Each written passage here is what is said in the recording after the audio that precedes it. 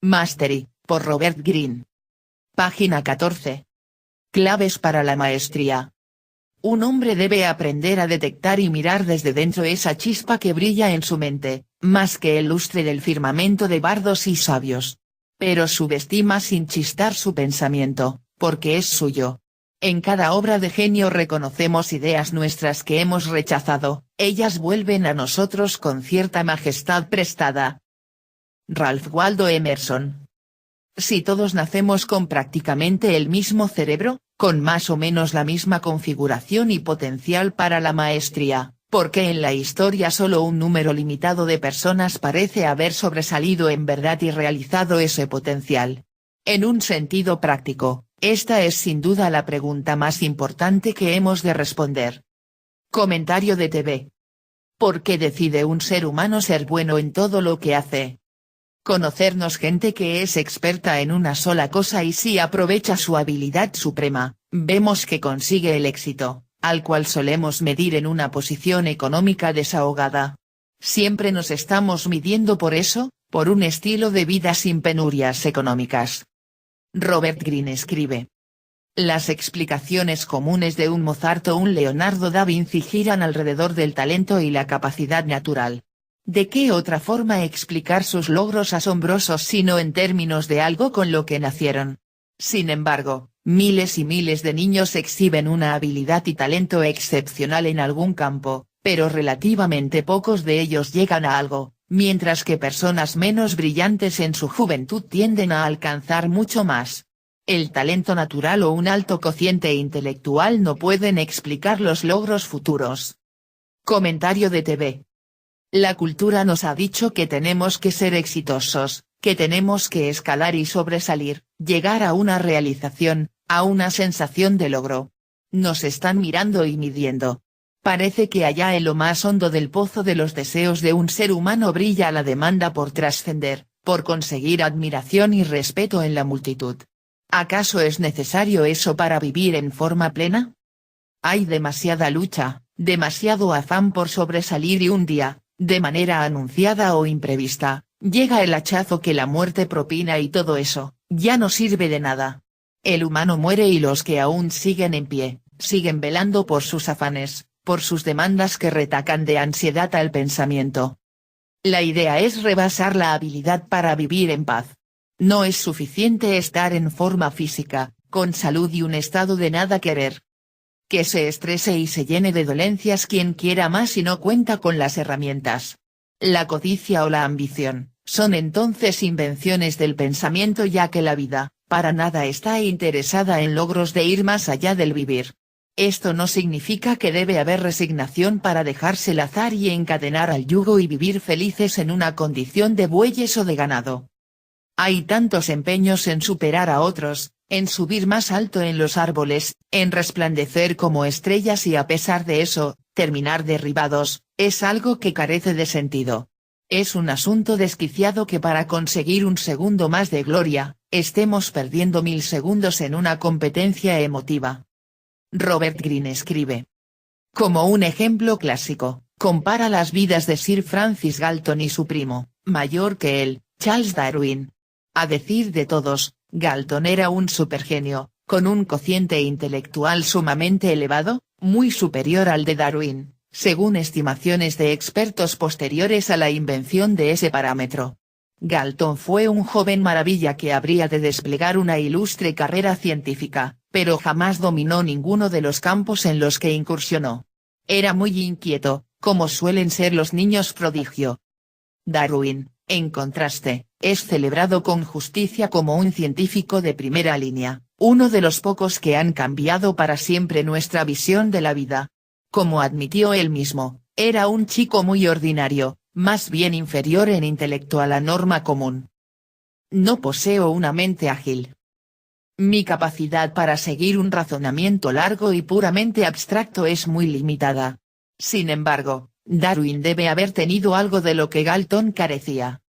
Desarrollo de una pasión.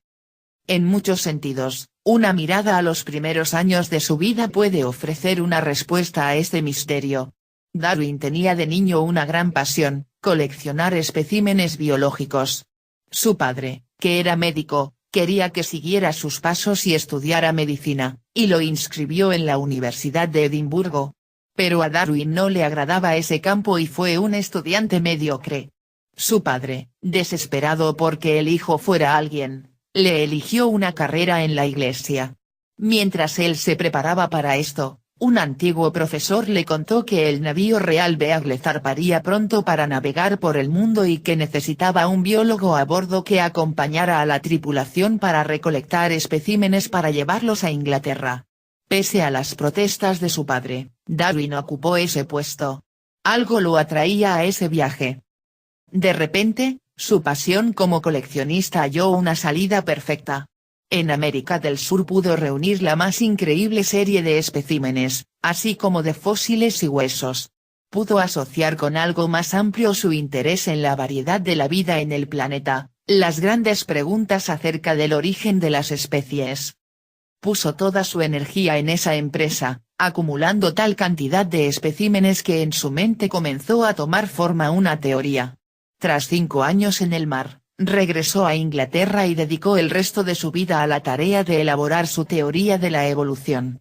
En el camino tuvo que hacer frente a muchas y muy agobiantes labores, como la de dedicar 8 años al estudio exclusivo de los percebes a fin de establecer sus credenciales como biólogo.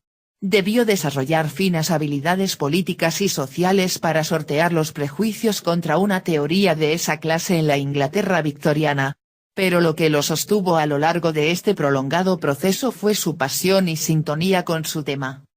Los elementos básicos de esta historia se repiten en la vida de todos los grandes maestros de la historia, una pasión o predilección de juventud, un encuentro casual que les permite descubrir cómo aplicar esa pasión y un aprendizaje en el que cobran vida gracias a su concentración y energía. Destacan por su capacidad para practicar con más ahínco y seguir más rápidamente el procedimiento de que se trate, todo lo cual se deriva de la intensidad de su deseo de aprender y de la honda afinidad que sienten con su campo de estudio. Y en el núcleo de ese gran esfuerzo está, de hecho, una cualidad genética e innata, no talento ni capacidad, que es algo que debe desarrollarse, sino una inclinación firme y profunda por un tema particular. Genéticamente, cada uno de nosotros es único. Esta inclinación es reflejo de la singularidad de una persona. Y esa singularidad no constituye una mera ilusión poética o filosófica, es un hecho científico que, genéticamente, cada uno de nosotros es único, nuestra composición genética exacta no ha existido nunca antes, ni se repetirá jamás.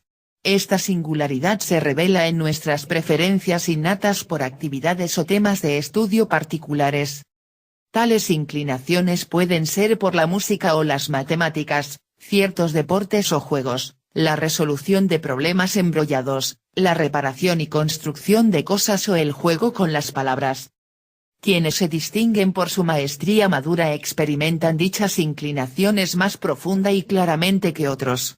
Las experimentan como un llamado interior, el cual tiende a imperar en sus pensamientos y sueños. Por accidente o a través de un gran esfuerzo, hallan su camino a un oficio en el que su inclinación puede florecer. Esta intensa afinidad y ambición les permite soportar las penalidades propias del procedimiento, desconfianza en sí mismos, tediosas horas de práctica y estudio, reveses inevitables, pullas incesantes de los envidiosos. Desarrollan una seguridad y capacidad de recuperación de las que otros carecen. En la cultura contemporánea tendemos a igualar facultades mentales e intelectuales con éxito y realización.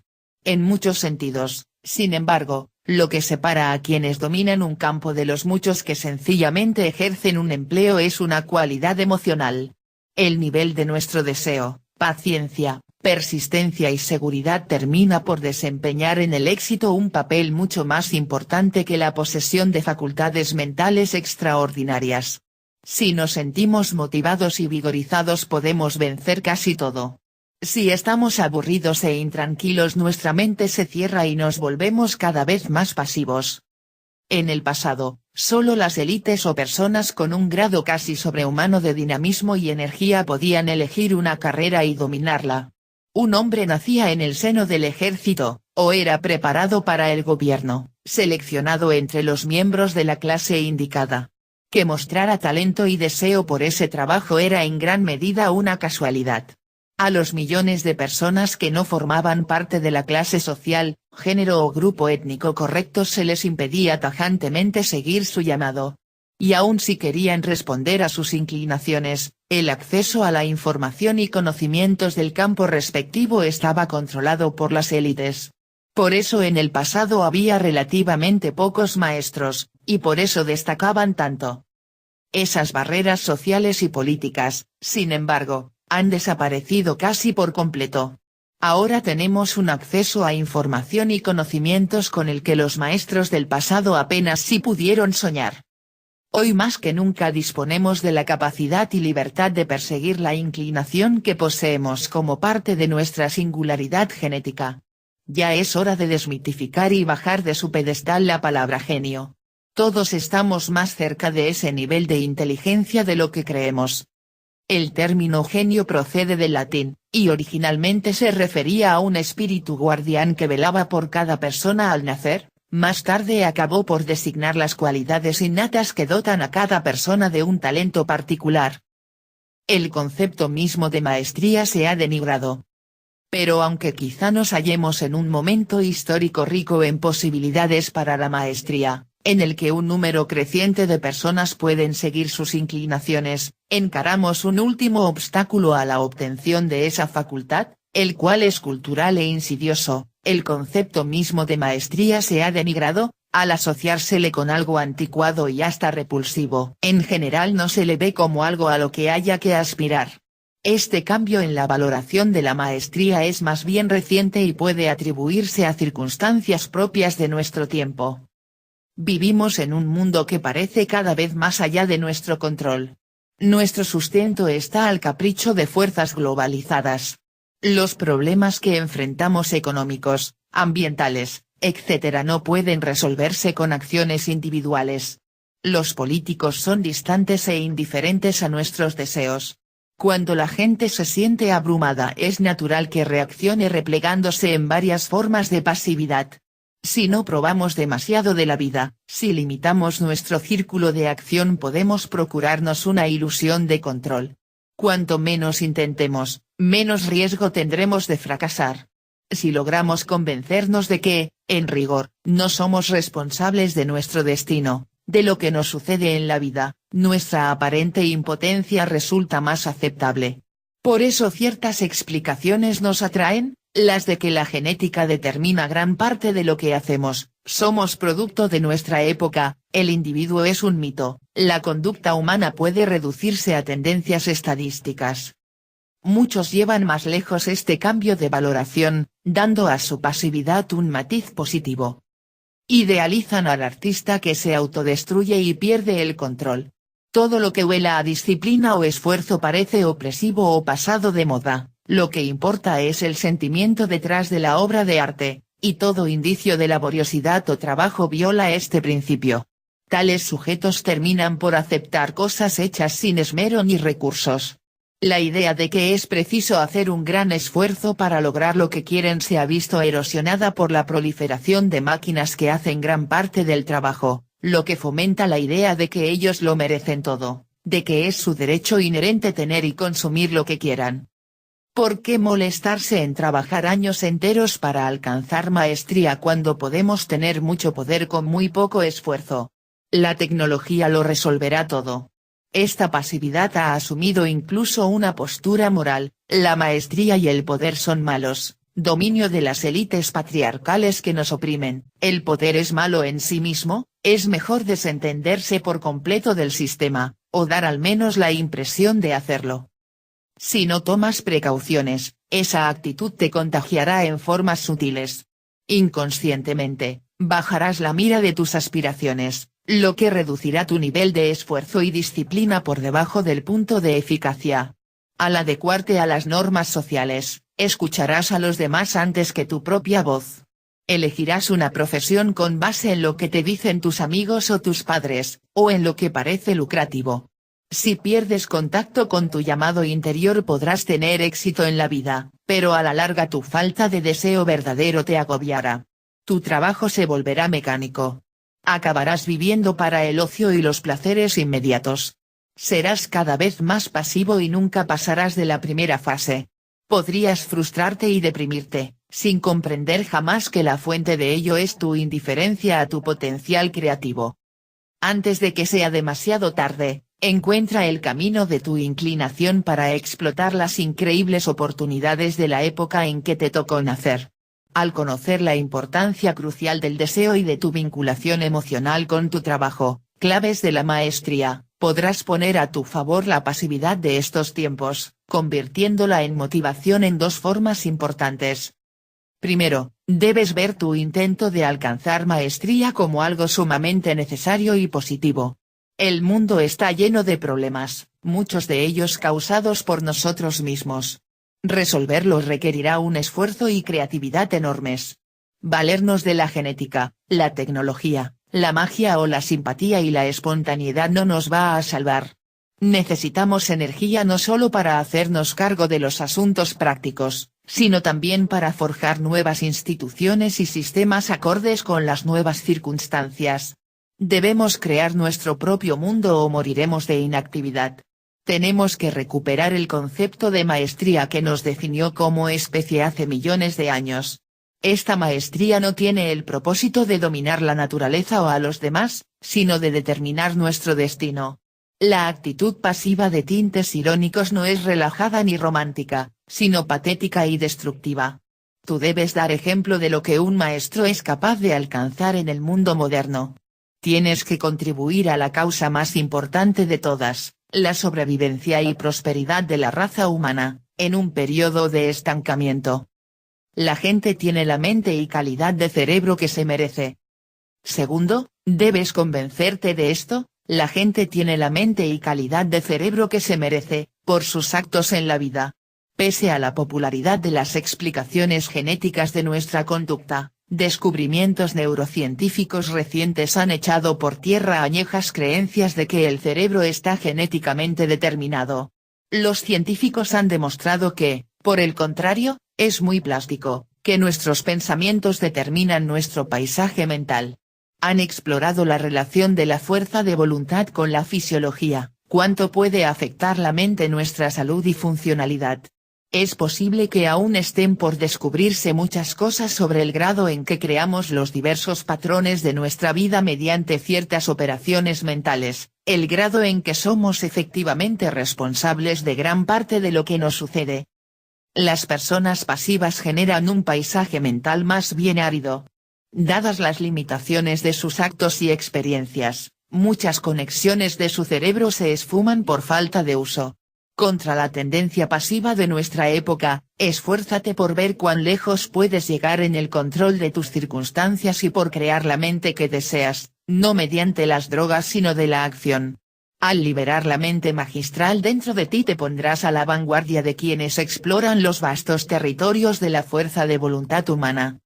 Los códigos no escritos de la conducta política en muchos sentidos, pasar de un nivel de inteligencia a otro puede considerarse un ritual de transformación. Conforme avanzas, viejas ideas y perspectivas desaparecen, a medida que liberas nuevas facultades, te inicias en niveles superiores de ver el mundo. Considera maestría como una herramienta invaluable para guiarte en ese proceso transformador. Este libro fue pensado para llevarte de niveles inferiores a superiores. Te ayudará a dar el primer paso, descubrir tu tarea en la vida, o vocación, y cómo labrar una senda que te lleve a su consumación en varios niveles. Te indicará cómo explotar al máximo tu aprendizaje, las diversas estrategias de observación y adquisición de conocimientos que más te servirán en esta fase, cómo encontrar a los mentores perfectos, cómo descifrar los códigos no escritos de la conducta política, cómo cultivar la inteligencia social y, por último, cómo reconocer que ha llegado el momento de dejar el nido del aprendizaje y valerte por ti mismo, entrando a la fase activa y creativa. Este libro te mostrará asimismo cómo continuar el proceso de adquisición de conocimientos en un nivel más alto.